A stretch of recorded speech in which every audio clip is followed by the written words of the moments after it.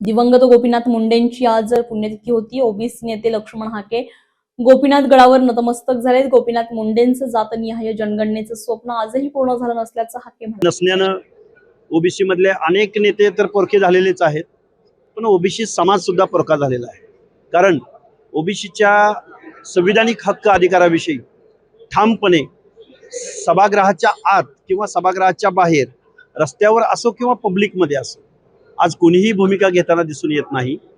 आणि आज गोपीनाथराव मुंडे साहेबांसारख्या उत्तुंग जातीपातीच्या पलीकडे जाऊन, वेगवेगळ्या प्रदेशांच्या पलीकडे जाऊन, पक्ष पार्ट्यांच्या पलीकडे जाऊन, वेगवेगळ्या विचारधारांच्या पलीकडे जाऊन लोकनेते गोपीनाथराव मुंडे यांचं समाजातलं स्थान वेगळं होतं।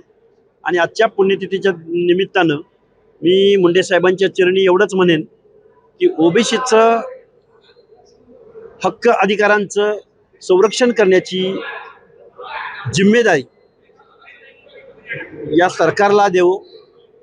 गोपीनाथराव मुंडे साहेबांच्या चरणी मी प्रार्थना व्यक्त करतो आणि या सरकारनं ओबीसीचं सुद्धा काय म्हणणं आहे हे ऐकून घ्यावं। 1948चा सेन्सस ऍक्ट जोपर्यंत अमेंडमेंट होत नाही, त्याच्यात घटना दुरुस्ती होत नाही, तोपर्यंत जात न्याय जनगणना होईल असं मला वाटत नाही।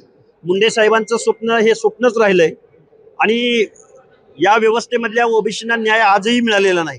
नवनवीन घडामोडी पाहण्यासाठी स्टार महाराष्ट्र न्यूजला सबस्क्राईब करा आणि ताज्या बातम्यांचे अपडेट मिळवण्यासाठी बेल आयकॉनला प्रेस करा आणि परिपूर्ण बातमी बरोबर रहा, इतरांपेक्षा एक पाऊल पुढे।